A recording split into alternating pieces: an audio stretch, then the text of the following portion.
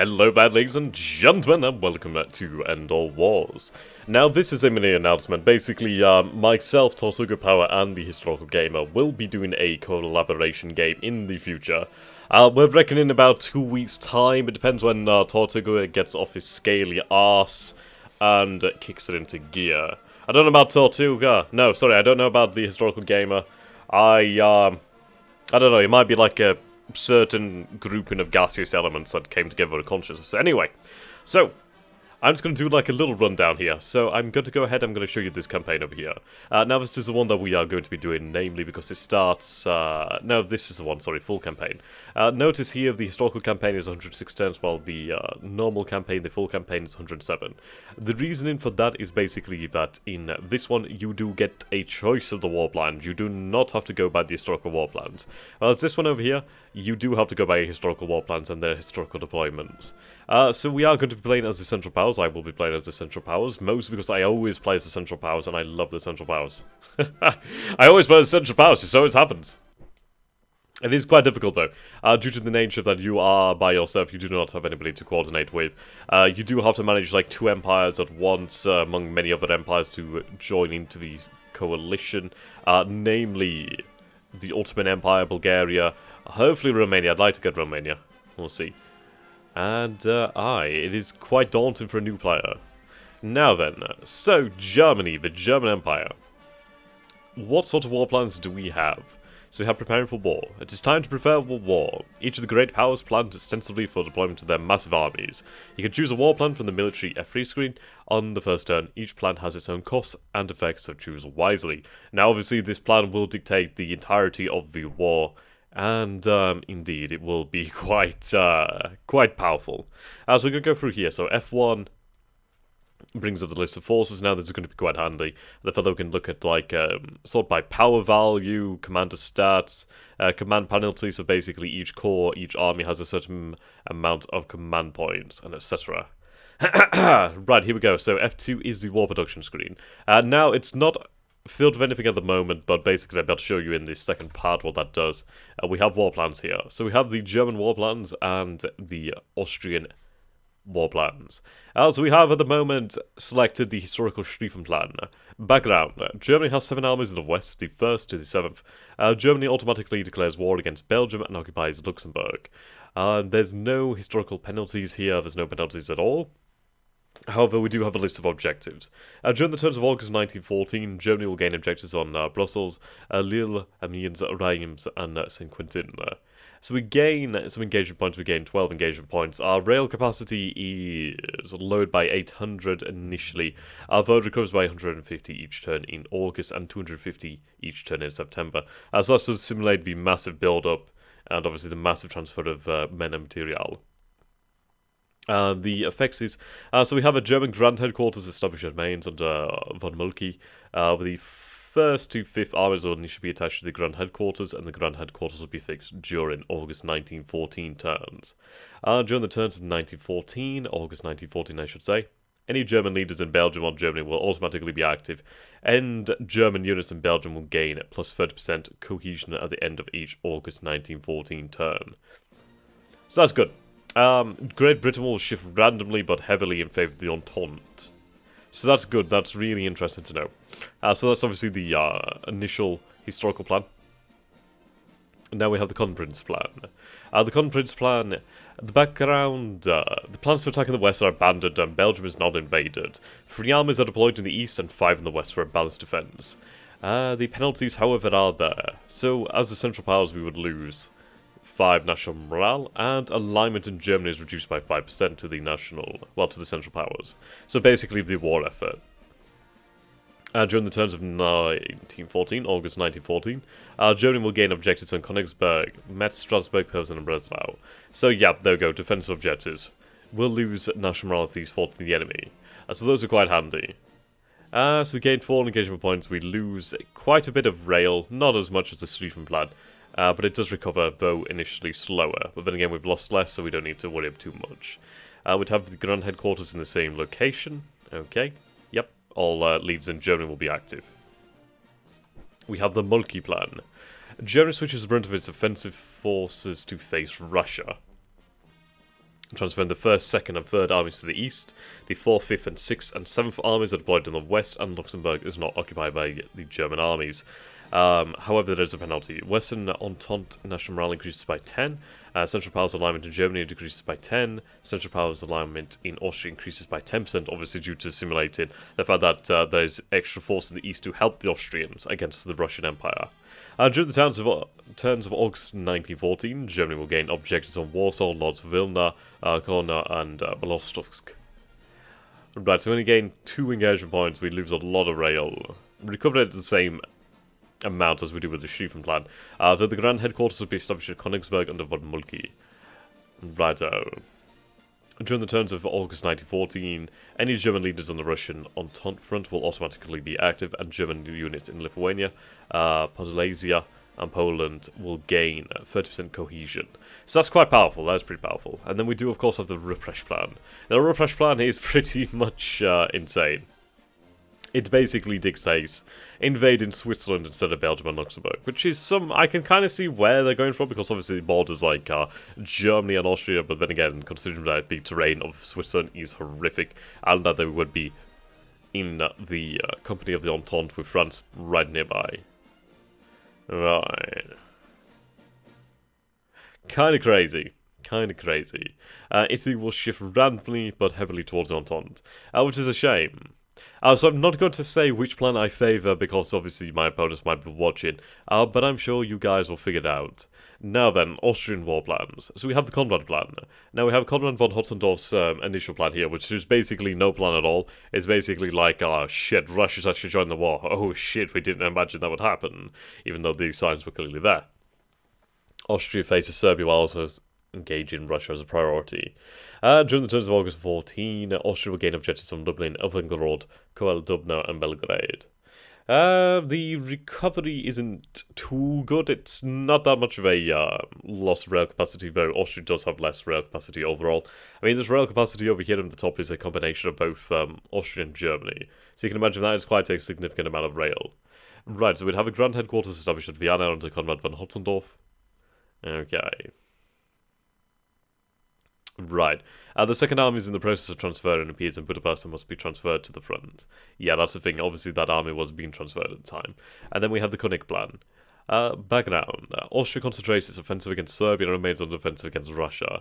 There is penalties to this, namely the national morale. So there is a lot of penalties should we go certain ways. And during these early years, if your national morale goes to a certain extent, you could be defeated. Though it's more resilient in the early years, it's in the later years when national morale really comes into play, as the limit on being defeated by national morale loss is increased. And basically, a higher limit means you get closer to it, so to say. Right. During the turns of August 1914, any Austrian leaders in Bosnia, Vojvodina, or Serbia will automatically be active, and an Austrian unit in Serbia will gain 30% cohesion at the end of the turn. But the fact is, the national morale loss is quite heavy.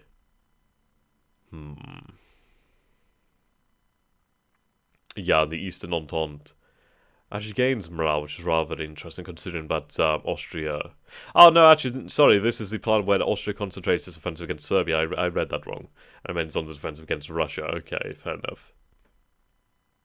No, I don't know. I'm not entirely sure on that one. I'm not going to say which one I'm going for either, so yeah. Right, the Kaiser plan. Austria attacks Russian force, often to deal with Serbia at a later date. So... Central Powers alignment in Austria decreases by 20%, that's quite a large shift, although the alignment in Germany increases. Right, so objectives are Lublin, Novgorod, Koel, Dubno, and Brest-Litovsk. Right. Engagement points, not too many, but the 30% cohesion on the Russian front would be quite nice. And then we have the Prince plan. Austria holds its forces in reserve and bides its time before committing to a particular front. Now that reduces the alignment in Germany. The rail loss is actually not too bad at all. And we'd have a grand headquarters established in Vienna under Archduke Eugene. Any leaders in Ruthenia Glacier will be active automatically. There's no cohesion bonus, which is a shame. But So obviously we'd have like Ruthenia over there, and then like this is Galatia too. I mean, look at the Russian Empire's borders. Obviously, Poland is a massive vulnerability. I mean, we do have Warsaw over here, and then we have Invangorod. But the real key to Poland, it's a number of places. There's really 3 key locations to Poland. Obviously, these ones are the front line. Obviously, Warsaw is the heart of Poland. But being able to absolutely isolate Poland is down to taking the fort of Grodno, taking the fortress here of Grodno. Grodno, Koel. And then if you could sever the line here, or take Brest-Litovsk, then you would be quite handy at just isolating these forces over here, and preventing reinforcements. So the tactics I'm going to favour is going to be basically harassing tactics of the Russian rail networks. In the west it's going to be quite difficult, though depending on which war plan we may have forces to do it, so we'll see about that. And now what we're going to do is we're going to go over to the main menu once more. I'm going to go new, and we're going to go with the historical plan here. And I'm just going to show you how the game works. I know this is going on fairly long actually. Okay. Right, so this is the historical scenario. Basically, the obvious war plans have been enacted, so basically the Schlieffen plan. And we can see here from deployments that we have forces in Belgium at the moment, and we have forces outside Liege, putting Liege under siege. And you can see that the French strength is nothing too much at the moment, though it will increase rapidly. Right then, so over here we do have a army, the second army. We have the first and second army. So the first army is under Alexander von Kluck, and then we have the second army under Karl von Bülow. Now, Alexander von Kluck has a interesting... Right, how do we... Right, there we go. It's been a while since I played. So his command rating is 4 strategic, 1 offensive, 3 defensive. Well, if we compare that to the first army... So that's Karl von Bülow. So you have Alexander von Kluck.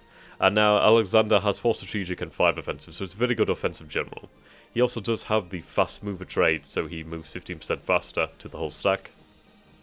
However, he is reckless, and he would have difficulty retreat in the first 2 hours. He's also an aggressive strategist. The general is a master of offensive strategy. If the commander-in-chief, this general provides +1 strategic, 1 attack, and 1 true quality effective to all commanders and land forces. Now that's something to bear in mind. Now, we have our grand headquarters in Mainz, which is over here. Here we go. Right. Yep. As we have von Moltke over here. Overcautious, though he is a by-the-book strategist. The fact that he provides +4 command points and 1 true quality to all land force commanders is pretty incredible. That's really important. Right then, so we can see here that this commander, Max von Gadowitz, is in control of, let's see, you have 2 divisions and an artillery force under you. I'd imagine that's called a artillery brigade, but we'll say artillery brigade. Considering that you have 108 guns, I'll call that a brigade. Or regiment, perhaps. Okay, so that's the second army. The second army... Let's see... It's been a little while since I played, so I'm trying to remember everything here. Right, so there we go. We have 40 points out of the total of 52 that we can command. So let's see if I was to... right, you cost... How much do you cost? Okay, 12 points. So if we were to put that into the second army, you can see that takes us up to 52 points and to our maximum. Now if I hold control... it's control, which one is it now? It's been a while since I played, so I'm trying to remember everything here. Right, there we go. So if we hold Alt... Yep.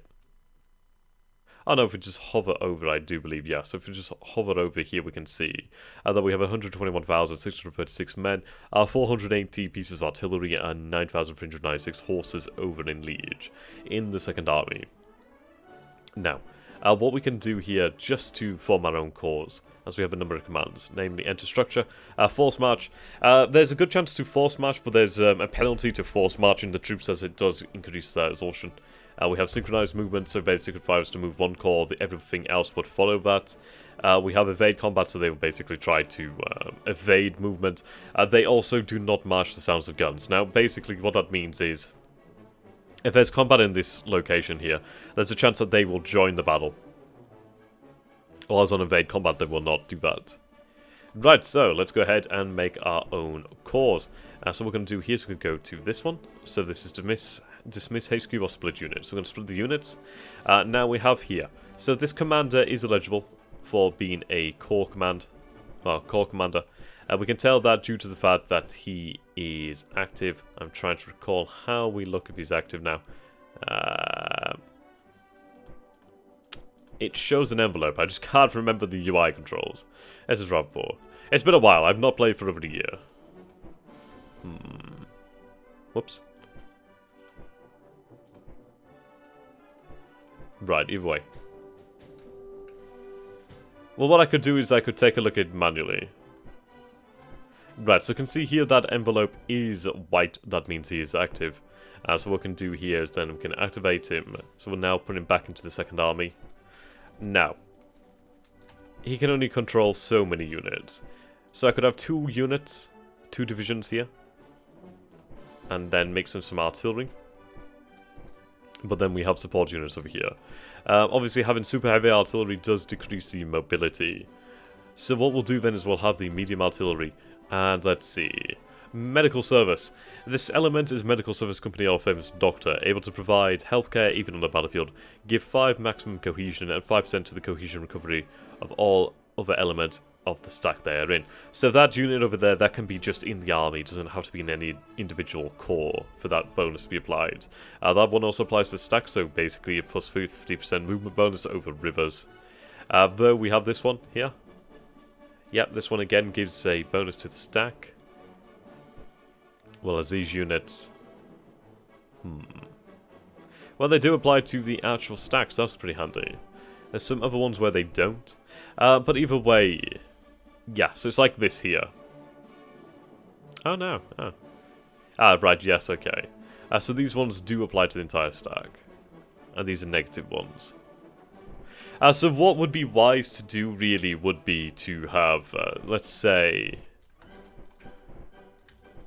This is an artillery corps. Interesting amount of artillery that you could have in here. But what I could do is I could have these reservists over here.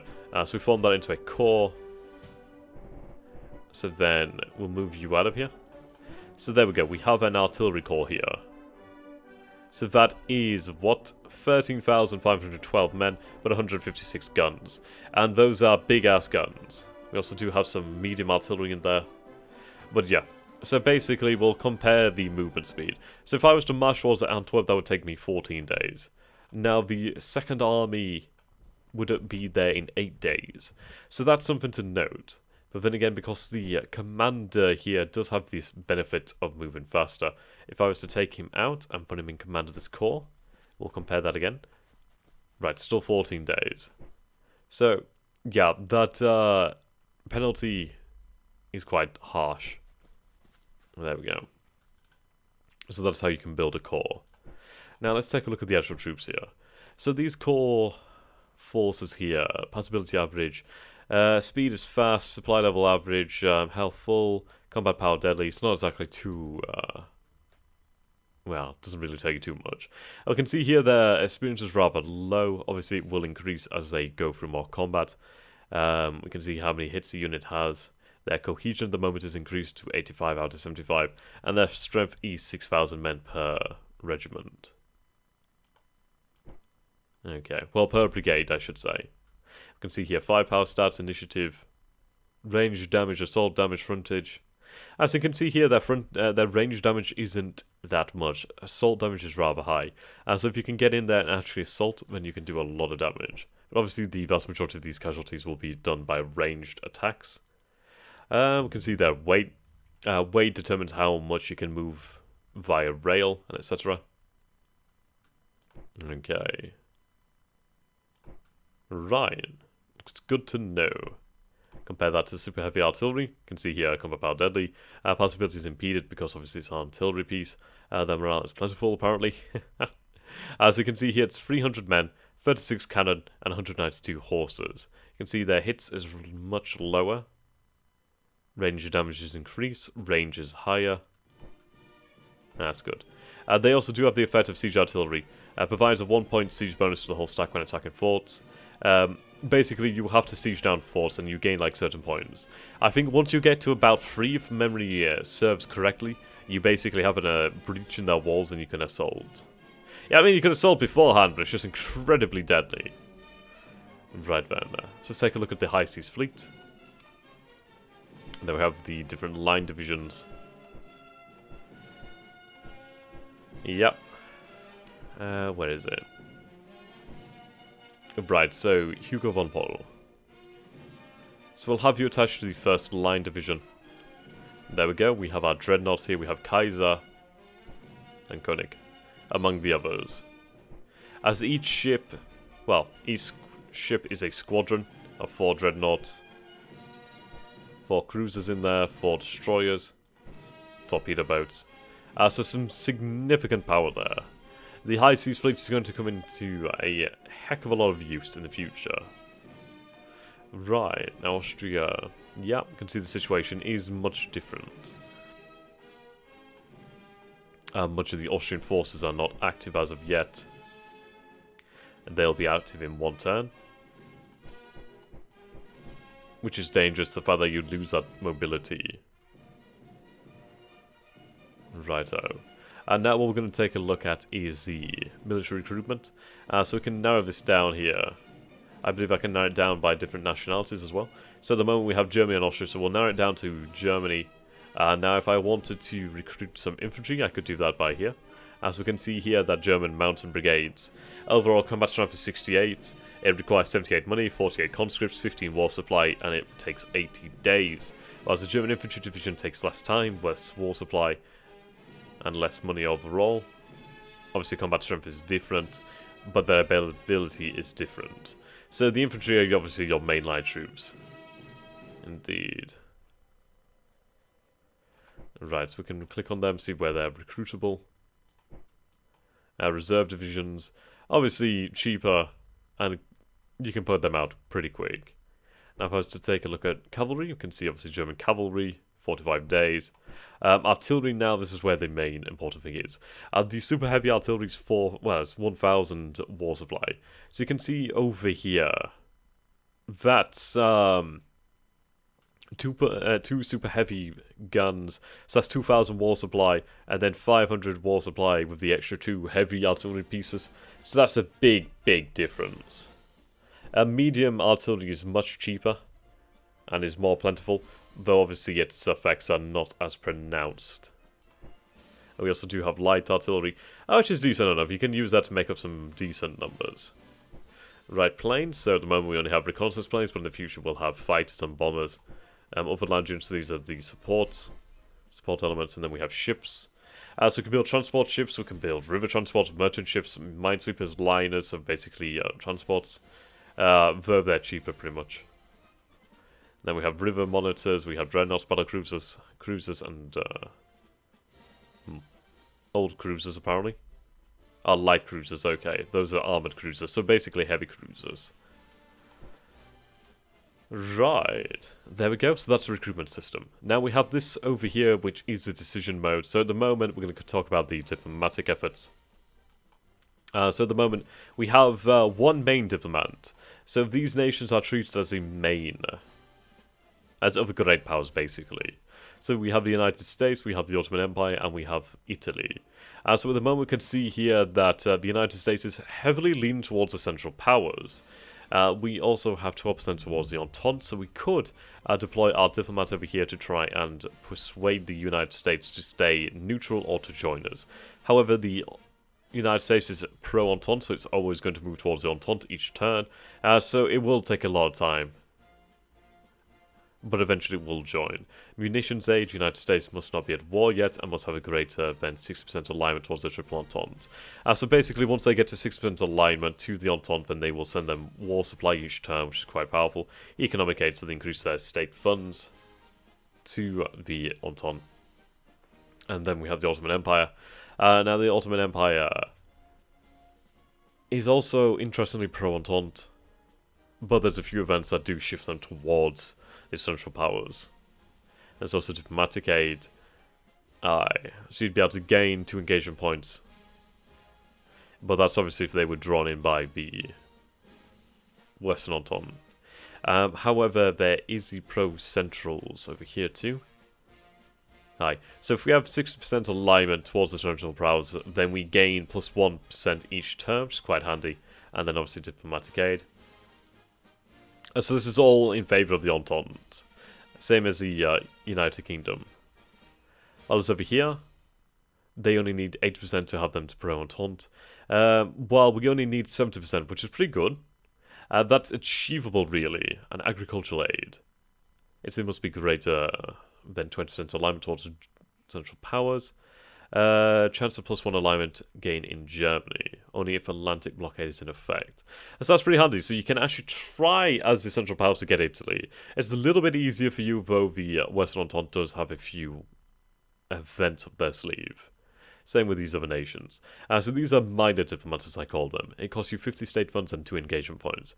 These are our state funds, and then our engagement points are here, and we only have 26 at the moment.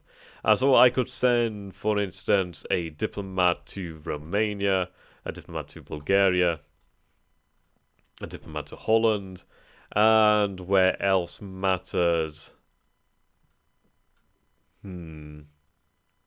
Let's just see, you've got to look for things like this, like agricultural aid and etc. Aye. So at the moment, Japan is heavily pro-Entente, though that could be swung around, possibly. It would be difficult, it would require somebody not focusing on the Japanese. But it could be done.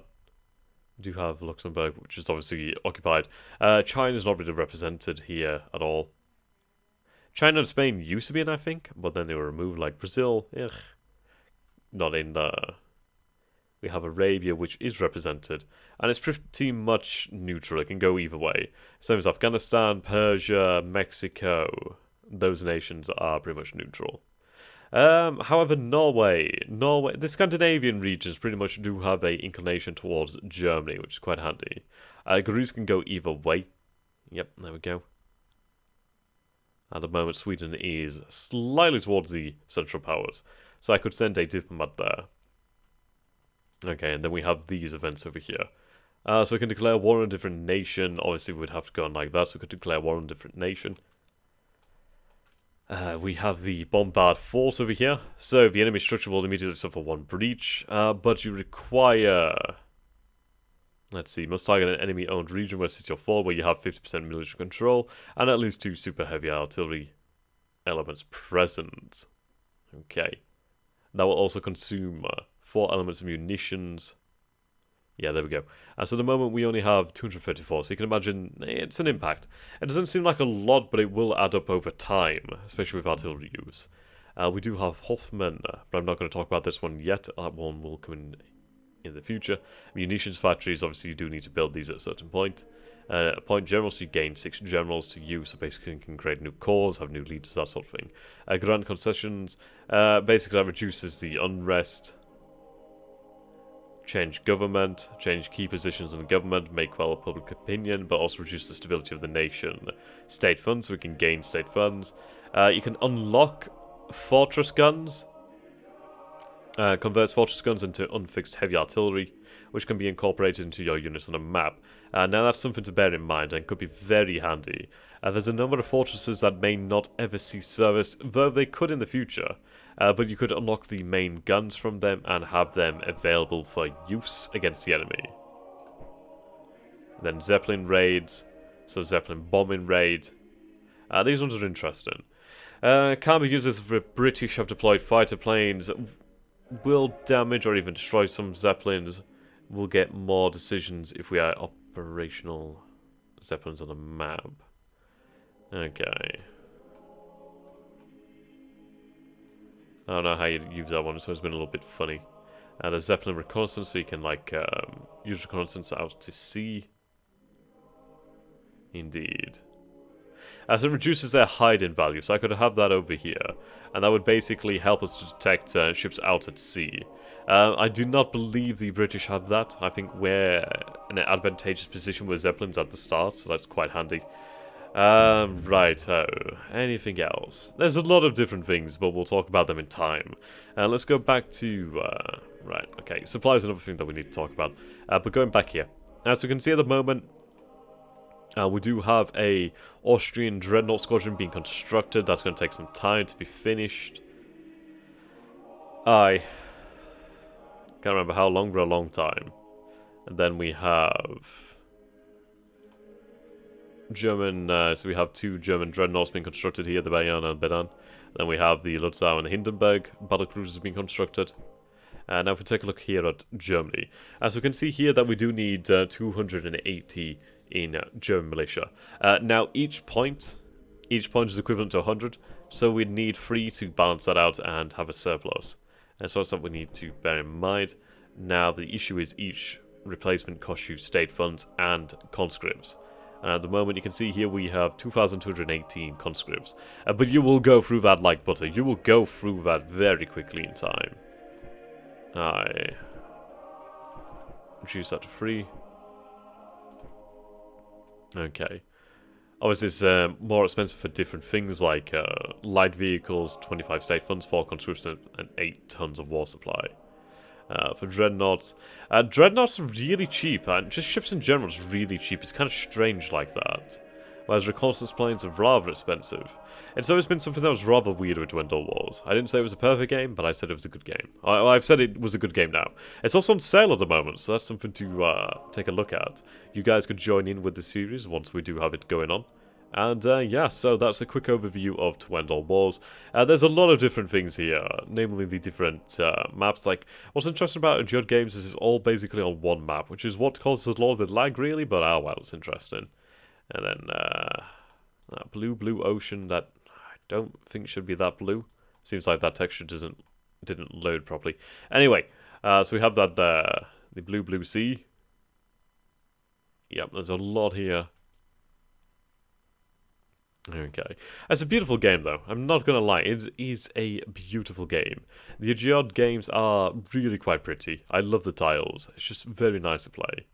So, yes, guys, thank you for watching. Until next time, do let me know what you think down below. What war plan would you choose if you had the choice? And reasons why. And do be looking out for this in the future. Goodbye for now. See you all again very soon in the next session.